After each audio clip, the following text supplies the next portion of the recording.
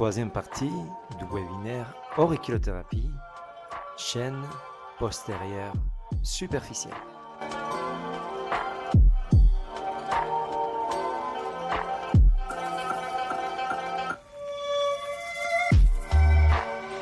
Et là, ça vous rappelle quel méridien?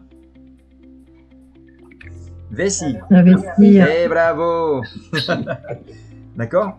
Donc, vous voyez que c'est également utile quand on apprend l'acupuncture, les méridiens téninomusculaires, de comprendre qu'effectivement, il y a une organisation faciale du corps qui donne du sens à pourquoi les méridiens téninomusculaires suivent telle et telle ligne.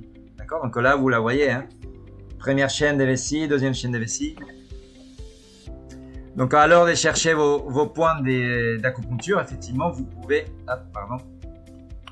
pouvez faire appel à cette organisation du corps humain qui finalement c'est qu'on travaille.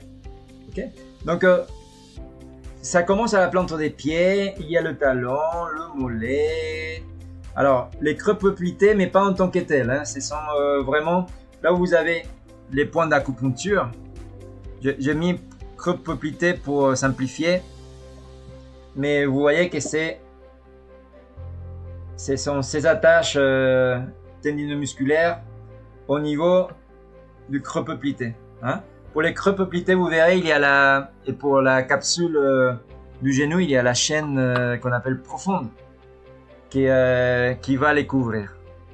Il y a les muscles du dos, bien évidemment, il y a le sacrum et ce qui est intéressant à voir, c'est que cette fois, vous voyez, le fascia va passer sur la partie médiane du crâne, d'accord? Et ça va arriver sur le visage, du côté du front et du supraorbital. Donc vous voyez à côté, très près des yeux.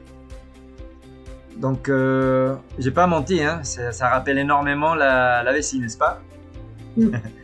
Très bien. Donc, même histoire.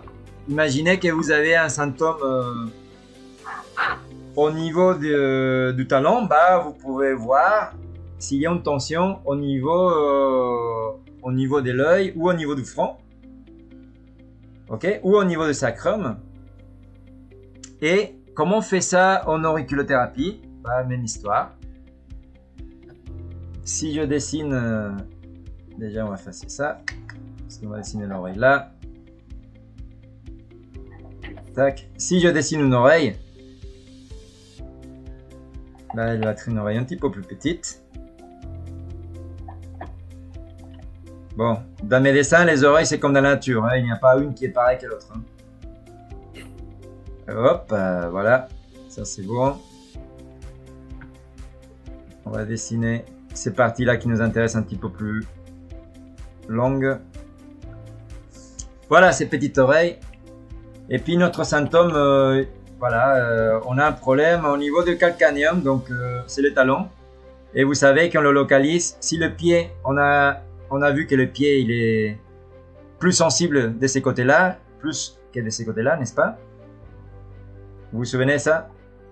Voilà, le calcanéum, ça va être à l'arrière du point de la malléole. Vous savez? Vous vous souvenez de ça? En tout cas, je vous le rappelle. Très bien. Donc, notre symptôme, il se situe ici.